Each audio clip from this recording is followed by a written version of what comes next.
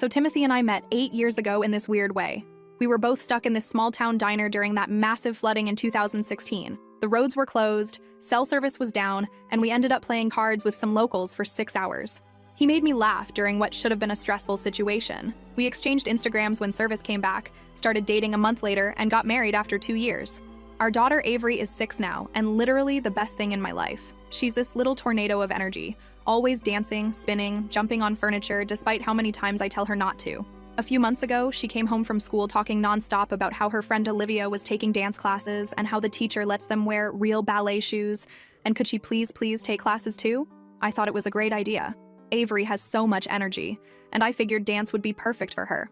When I brought it up to Timothy that night, his reaction was weird. He looked up from his phone and laughed.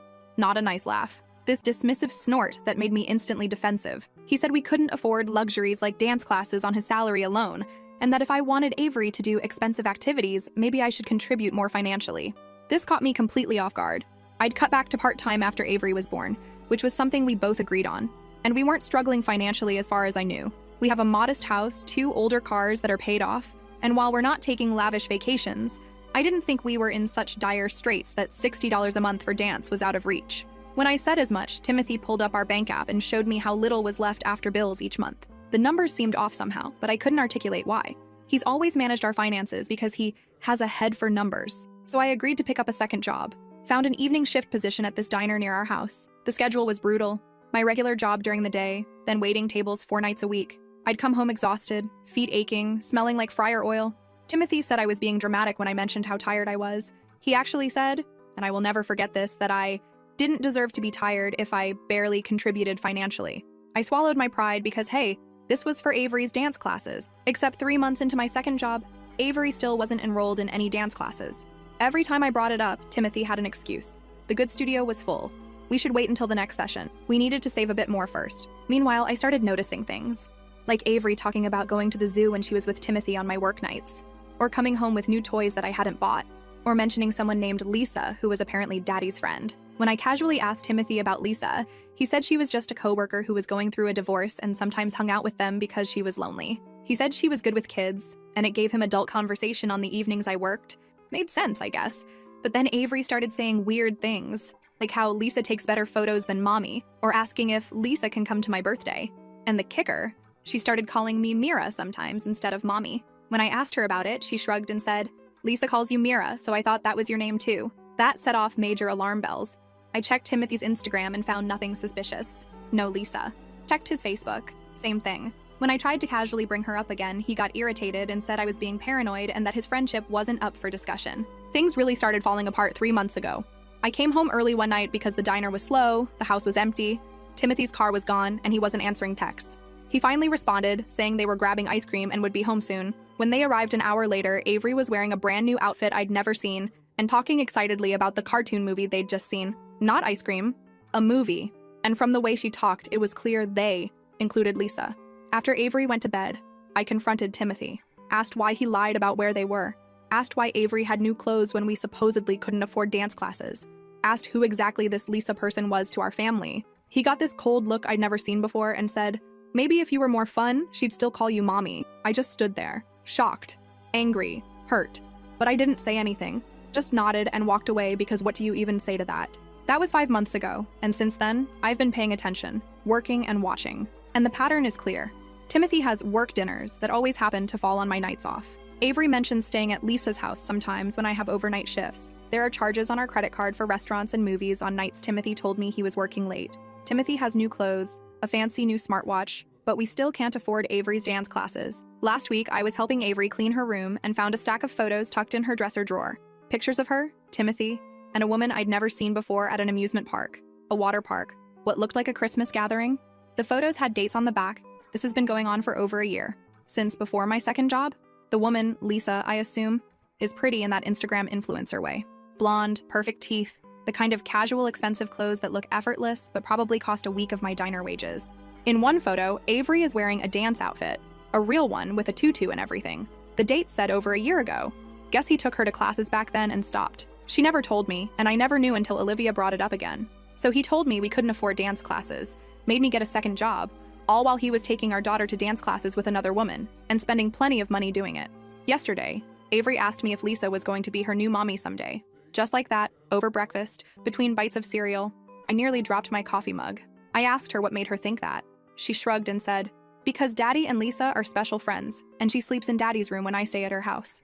I don't even know what to do with that information. I haven't confronted Timothy yet because I need to be smart about this. I can't just explode and make everything worse for Avery. So here's my plan. I'm requesting copies of all our financial records for the past year. I'm switching my diner shifts to align better with Avery's schedule. I'm saving every photo, every piece of evidence I can find. I've made an appointment with a lawyer next week. I'm done being gaslit. Done working myself to exhaustion while my husband builds a new family with another woman. Done watching my daughter slip away from me. I feel like I'm living in some alternate reality where everything I thought I knew was a lie. First update. So, I have updates. And they're not good. Remember how I mentioned I was going to request copies of our financial records? Well, I did one better. Timothy has always handled our finances, claiming I'm not good with money. His words, not mine. Our main account is joint.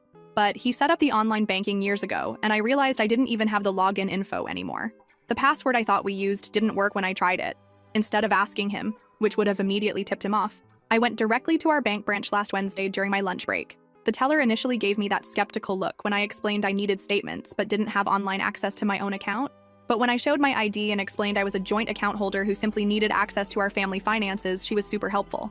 What I found made me want to throw up right there in the bank lobby.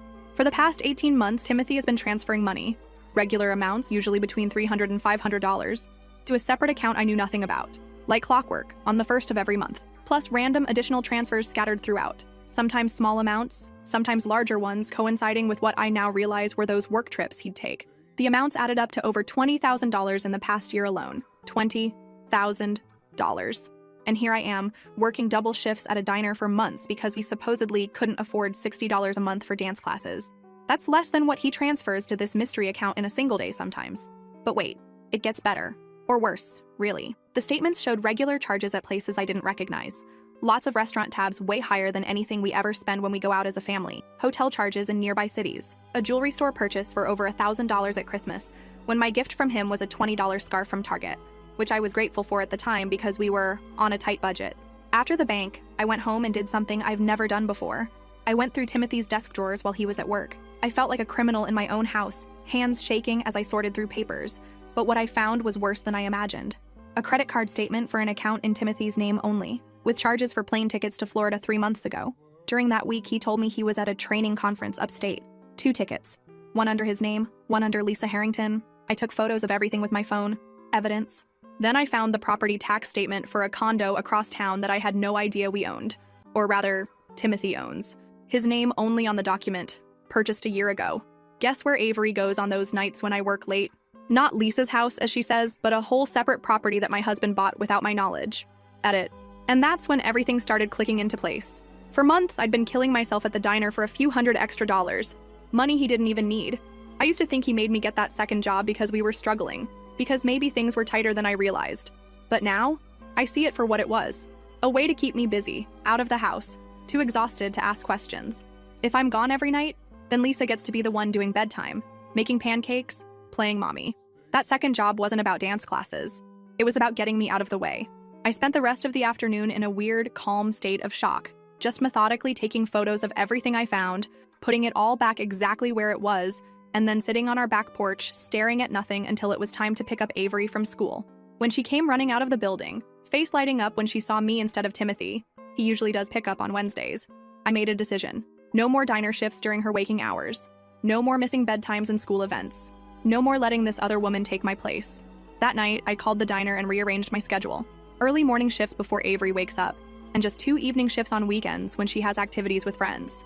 Less money, but I'd rather eat ramen for dinner than miss another moment of my daughter's childhood. Timothy was surprised when I told him about the schedule change. Asked if this meant I was quitting the second job entirely. I just smiled and said I wanted more time with Avery. He looked uncomfortable, said something about how we still needed the extra income. I just shrugged and said I'd make it work. The next day, I took Avery out for ice cream after school. Just the 2 of us. She seemed almost shy around me at first, which broke my heart. When had my own daughter become a stranger? But by the time we finished our Sundays, she was chattering away about her friends in school. I asked her, casual as could be, if she still wanted to take dance classes. The way her entire face lit up told me everything. So I drove straight to the dance studio Olivia attends and signed her up on the spot. Paid for a whole 3 months in advance with my own money that I'd been saving from diner tips. When I told Avery, she literally started jumping up and down in the parking lot. Asked when she could tell Lisa. I kept my voice neutral and said Lisa didn't need to know everything. This could be our special thing. Just Mom and Avery. That weekend was Avery's first class. I bought her a proper leotard and those little ballet slippers she'd wanted so badly. Timothy was weirdly quiet when we came home with her dance gear. Asked where the money came from. I just said I'd been saving for something special for Avery. He didn't push it, but I could tell he wasn't happy. Over the next couple weeks, I kept digging. Found Lisa's Instagram account. Private, but her profile picture confirmed she was the woman from the photos. Found her LinkedIn. Works at the same company as Timothy. Big surprise. Found the registration for that condo. Purchased just 2 months after he told me we needed to tighten our belts and I should pick up extra shifts. Every discovery made me angrier, but also more determined. I started making backup copies of important documents, set up my own bank account at a different bank, and began transferring small amounts from my diner tips into it. Asked my mom to hold on to copies of the evidence I'd gathered just in case. Told her Timothy and I were having issues but didn't get into details. Didn't want to worry her yet. Last Tuesday, I had a consultation with a lawyer.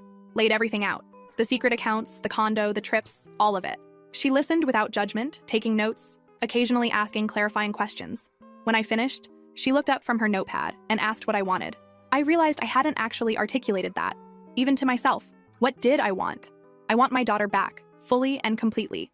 I want financial stability that doesn't depend on a man who's been lying to me for years. I want to never again feel like I'm crazy for questioning things that don't add up. I want Lisa out of my family's life. I want Timothy to face consequences for what he's done. The lawyer nodded and said we had options.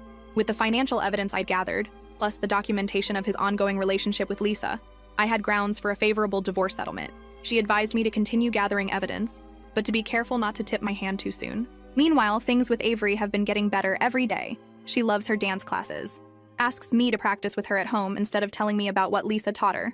Yesterday, she called me mommy again for the first time in months, and I had to excuse myself to the bathroom so she wouldn't see me crying. Timothy has been acting increasingly nervous, checking his phone more often, coming home late and leaving early. Yesterday, I overheard him on the phone in our backyard, speaking in that hushed, tense voice people use when they're arguing but don't want to be overheard. Caught fragments about suspicious and asking questions and need more time. I pretended not to notice. Last night, things came to a head in a way I wasn't expecting. Timothy came home from work agitated, paced around the kitchen while I made dinner, checking his watch every few minutes. Finally asked when I was going to give up this dance class nonsense because it was an unnecessary expense. I kept chopping vegetables, didn't even look up. Said Avery loved her classes and I'd already paid for 3 months in advance. He slammed his hand on the counter hard enough to make the dishes rattle.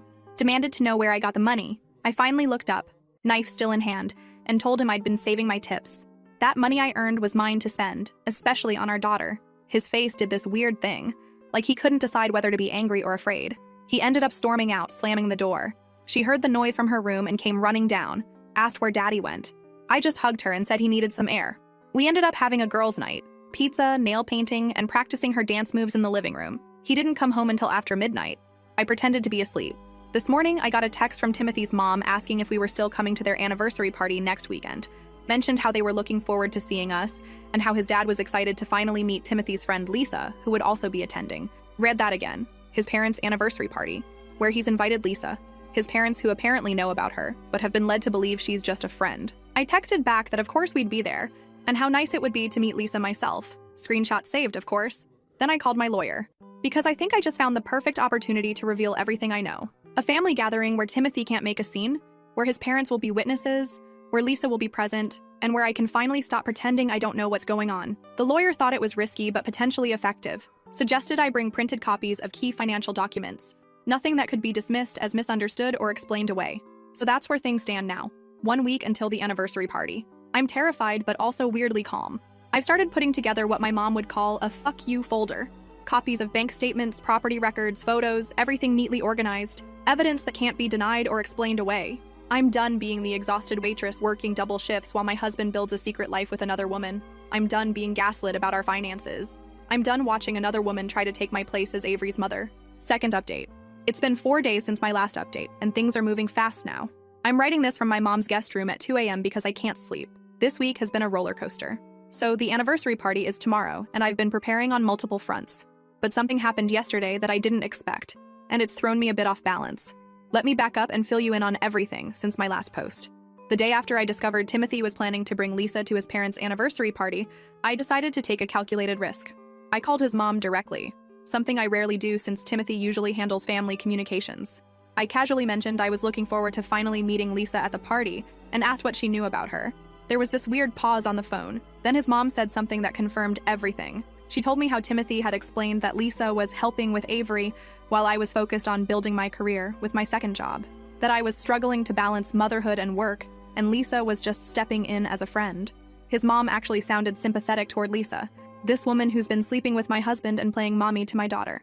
She mentioned how Timothy brought Lisa to their house for dinner last month when I was working late. I was working late at the diner to supposedly help our family finances. I made some vague, agreeable noises and ended the call before I could say something I'd regret. Then I sat in my car in the Target parking lot and screamed into my jacket for about 5 minutes. After that call, I reached out to my own mom for help. I've been keeping her somewhat in the dark about how bad things really are because she lives 3 hours away, and I didn't want her to worry. But I needed backup, so I finally told her everything. Mom was furious, not just at Timothy, but at me for not telling her sooner. We had this intense conversation where she kept saying she'd drive up immediately, and I kept insisting I needed to handle this myself. We compromised. She'd come up the day after the anniversary party to help with Avery while I sorted through the aftermath. With that backup secure, I turned my focus to 3 priorities: strengthening my relationship with Avery, finalizing my evidence collection, preparing myself mentally for what was coming. For Avery, I've been fully committed to dance class time. I joined that parent class I mentioned, and while I'm honestly terrible at it, seriously, I have the coordination of a newborn giraffe. Avery thinks it's hilarious in the best way. She's been teaching me the moves she learns in her class, all serious and professional like a tiny dance instructor. It's become our special thing. Wednesday afternoon, I picked her up early from school and took her to get ice cream. While we were sitting there with our sundaes, she asked me something that broke my heart all over again. She wanted to know if I was mad at her for liking Lisa. I had to take a deep breath before answering. Told her that I could never be mad at her for caring about someone, and that grown-up stuff between me and Daddy and Lisa wasn't her fault or her problem. She seemed relieved, but then asked another bomb of a question. She wanted to know if Lisa was going to live with them at the other house all the time now. I asked her what she meant by the other house. She explained it like it was the most normal thing, that Daddy and Lisa have a house where she sometimes stays over. And it has a pretty pink room just for her with all kinds of toys that don't fit in our house. She even has her own toothbrush there with unicorns on it. So there it was. Confirmation that the condo I discovered in Timothy's name is basically Lisa's place, where they've been playing house with my daughter. They've set up a whole parallel life, complete with a bedroom for Avery. I managed to keep it together, asked a few more questions like I was just curious, not having my world tilted on its axis again. Found out the other house has a pool in the building, and that Miss Lisa makes really good pancakes shaped like Mickey Mouse. That night, after Avery was asleep, I laid out every piece of evidence I'd collected. Bank statements, property records, photos, text screenshots. I created what my lawyer called a divorce documentation package. Everything neatly organized in a folder, with copies stored in both digital and physical form in multiple locations. One set with my mom, one in my personal email, one in a new Google Drive account Timothy knows nothing about. Then I did something I hadn't planned on. I drove by the condo address I'd found in Timothy's papers. I didn't intend to go inside or confront anyone. I just needed to see it for myself. It was in one of those fancy new mixed-use developments downtown, the kind with boutique shops on the ground floor and luxury apartments above, the kind that costs more per month than what we pay on our mortgage. The next day, Timothy started acting strangely. He came home early from work, which never happens, started asking weirdly specific questions about my schedule, about who was watching Avery when I was at the diner, about whether my mom was planning to visit soon. At one point, he picked up my phone from the kitchen counter and asked if I changed my passcode. I hadn't. I'd been careful not to change any of my normal patterns. I told him no, must be misremembering it. He tried again and got in, scrolled through something quickly, then put it down like it was nothing. That night, he suggested we talk about our relationship. This from a man who has avoided serious conversations for our entire marriage. He started with how he knew things had been difficult lately, but he thought we could work through this phase. Said maybe I should cut back on the diner job since it was causing stress for everyone. I just nodded and said I'd think about it. Inside, alarm bells were ringing. He knew something was up. Maybe Lisa had seen me outside the condo. Maybe his mom had said something about our call. Maybe he'd noticed the missing financial documents I'd copied and returned to his desk. Friday morning, yesterday, I woke up to find Timothy already gone, which was odd for a weekday. His side of the bed didn't look slept in. Avery said he'd left before she woke up too. I dropped Avery at school and then went to meet with my lawyer one final time before the anniversary party. We went through the evidence again, discussed how to approach the confrontation, and talked about what to expect afterward.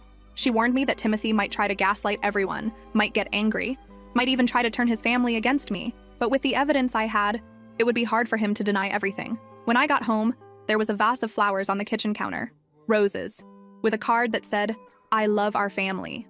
T." In 8 years of marriage, Timothy has sent me flowers exactly twice. Once when we were dating, and once after Avery was born. These weren't apology flowers. These were, "I know you know something" flowers. I put them in the guest bathroom and went about my day. By the time I picked up Avery from school, I had 17 missed calls from Timothy.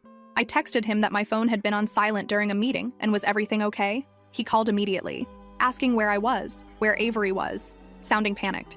I told him we were heading to the mall to look for an outfit for Avery to wear to his parents' anniversary party. He seemed to calm down, said he'd be home for dinner, asked if we could have a family night.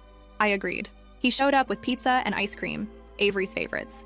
Spent the whole evening being super dad, playing games, helping with homework, offering to do bath time. It was like watching an actor audition for the role of Father of the Year. After Avery went to bed, he sat down next to me on the couch, closer than he's voluntarily been in months. Started talking about how maybe we should take a family vacation soon, just the three of us. How he's been thinking about our future. How much Avery needs both her parents. I just sat there, watching him perform this role of devoted husband, wondering if he actually believed I was buying it. At one point, he reached for my hand, and I let him take it because it seemed easier than pulling away. His palm was sweaty. He asked if I was still planning to go to his parents' anniversary party tomorrow. I said, of course, why wouldn't I be? The look of relief on his face was almost comical. Then he casually mentioned that his friend Lisa probably wouldn't make it after all. Something about a family emergency. I just nodded and said that was too bad. I'd been looking forward to meeting her. This morning, I woke up to Timothy watching me sleep. Not in a romantic way, in a nervous, monitoring way. When I opened my eyes, he quickly pretended he was just getting up. Asked if I wanted breakfast. If we should take Avery to the park before heading to his parents' house later. I smiled and said sure, that sounded nice. Then I went to take a shower. And when I came out, I caught him scrolling through my phone again. He didn't see me watching from the hallway. I cleared my throat and he jumped like I'd shocked him, dropping my phone on the couch. That's when I decided I needed a backup plan. After breakfast, I told Timothy I needed to run a quick errand to pick up a gift for his parents.